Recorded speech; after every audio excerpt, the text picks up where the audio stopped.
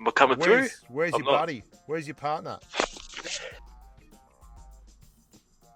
Yeah, she's coming. Okay, no worries. Hurry up. You can kill her if you want. Oh, I found his partner.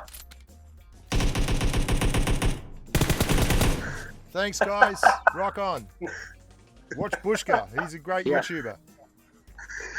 Oh, okay. TheBushka. Go check my channel out, mate. Okay. Crouch sprinting with a pan.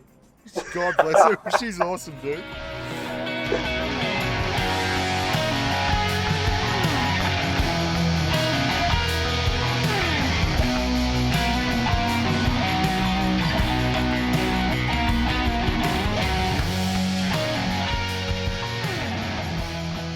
Well, hello there, humans, hippies, earthlings, whoever you are, wherever you are, whatever you're doing, and whoever you're lucky enough to be doing it to. I'm Bushka. Welcome back to the channel. I hope you're enjoying yourselves. Hope you're having a good time. I'm going to show you a couple of things today. Firstly, this is a positions of power video.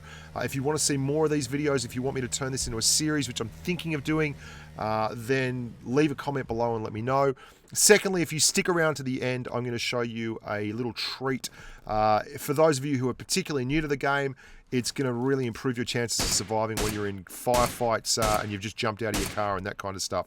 So don't go anywhere and let's rock and roll. Now, this is my favorite spot on the entire map of Erangel to kind of farm and have a final circle approach when I'm in control of this situation. There's a reason for this, but let's just break down the positives of this area, which is located underneath the huge big radio antenna between Gatka and the hospital area.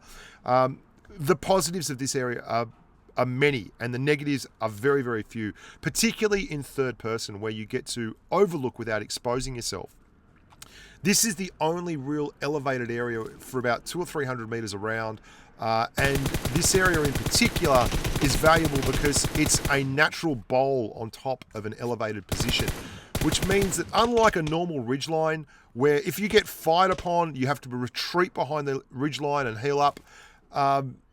What happens when you get fired upon from the other side of the ridgeline as well? Well, then you're screwed because you've got enemies on both sides. This is like a little fort on the top of the map. You get to fire, pull back, heal up, go back out, engage the bad guys again, pull back, heal up, go back out, engage the bad guys. It's a really, really good position for hit point trading. Now, hit point trading is an important part of the game. Knowing when to do it and how to do it is really, really cool. Basically, if you can turn a situation into trading of hit points where you take all their hit points and they only take half of yours, well, that can be really, really bad if you're in close quarters gunfights and there's a lot of people running around. But when you're on top of a big ass hill like this, you can do a hit point trade, pull back, heal up, go back out, do another hit point trade, pull back, heal up, and take a little more in terms of risks, particularly if you're like me and you've got a level 3 helmet here. There's not a lot of guns you have to worry about getting tapped out by. And you can see the other cool thing about this is render range. Render range is 150 meters is the number that I've heard thrown around. Now, I've not actually gone and tested this out. I have tested out the render range that people will appear on the map. That's about 400 meters. People and vehicles stop rendering at 400 meters, in excess of 400 meters. But grass, wheat, foliage, all the low-hanging fruit, that disappears at 150 meters.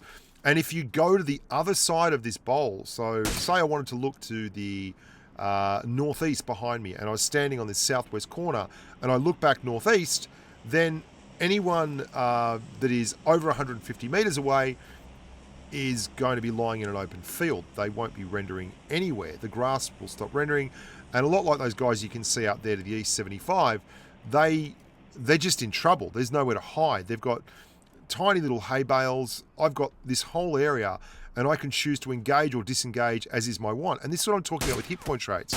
I mean, that guy there, he's in a great spot as long as he's targeting me, but there's other targets around him. And you can see this person is in a horrible position because they've engaged from both sides. So I'm able to absolutely knock them while they flee from the guy on my left.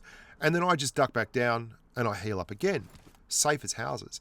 And because I'm not exposing my my chest a whole hell of a lot, I can just poke and shoot with my torso, the very top of my torso, and you can only see my head, the helmet, and the top of the torso. It's a lot harder for you to be hit. All these things are super positive, really, really good things. The other part that I like about it is that it's pretty central. There is not it's not like right out on the corner of the map.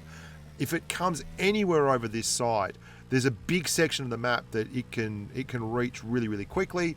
And if you want to escape or exit, you can exit in the opposite direction to where the bad guys are coming from, and you have a whole hill between you and them, and then you can either reset the engagement and take them on from a better position, move to a house where they've got to go and change location. And you can see the difference when you're down here and you're looking up at those kind of areas. It's massive. Like, all I see is a big open field when I'm on top, but from up here, all I see is an area that's got a whole hell of a lot of space that can absolutely wreck me, because I can't see that foliage. I can't see through the grass. I can't see through the wheat. So it's pretty cool. It's overlook. And that's a really, really good spot. Now, finally, I just want to show you this little trick. There are obviously two people in another squad looking at me here. I'm going to shoot the tires on my UAZ. If you've ever been in a gunfight and you're getting hit underneath the car, you'll know it's one of the most frustrating things that you can do, or have done to you. If you shoot the tires out on your Dacia or your UAZ or whatever, it lowers the chassis all the way down to the ground just about, and it turns the car into a much more effective barrier. And it means it's a lot harder for them to get shots at you. It's not impossible, but it is a lot harder.